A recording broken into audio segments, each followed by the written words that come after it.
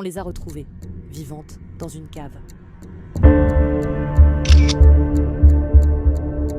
Marc Dutroux est né le 6 novembre 1956 à Bruxelles, dans une famille instable. Son adolescence est difficile, marquée par des renvois scolaires répétés.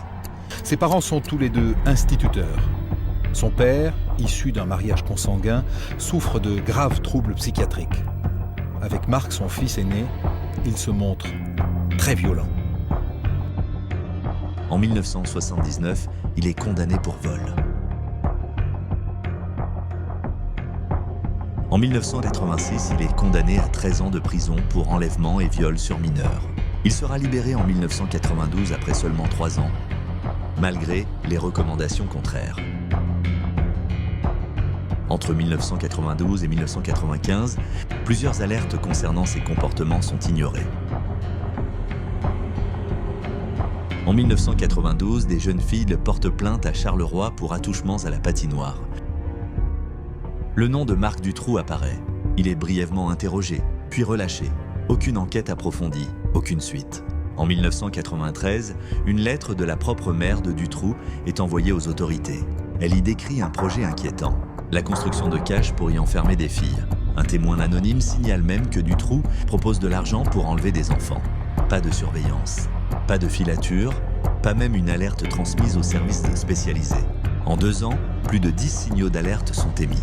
Plaintes, témoignages, mais dans les silences administratifs, tout s'efface. Les dossiers s'égarent. Les noms ne circulent pas. Dutroux, lui, continue, et personne ne le regarde.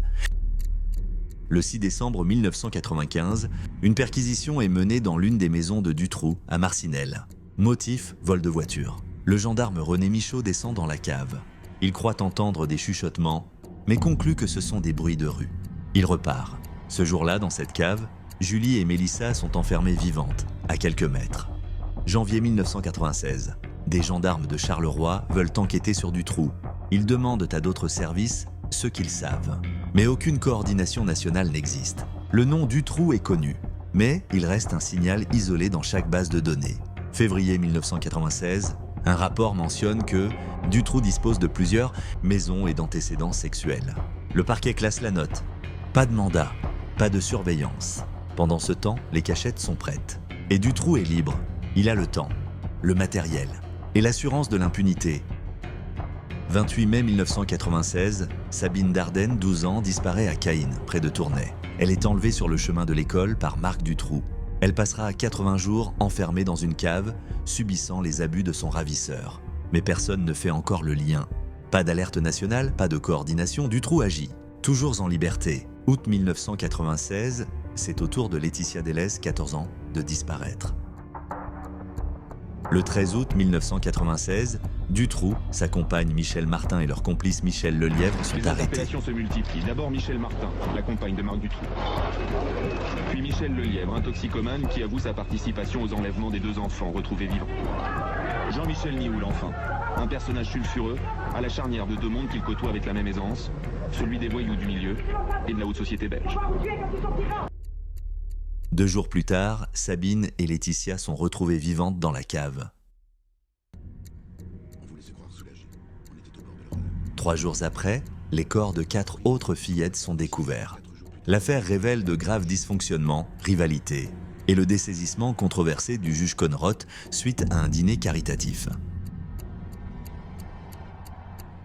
Le 20 octobre 1996, 350 000 personnes défilent silencieusement à Bruxelles lors de la Marche Blanche en mémoire des victimes et pour réclamer justice.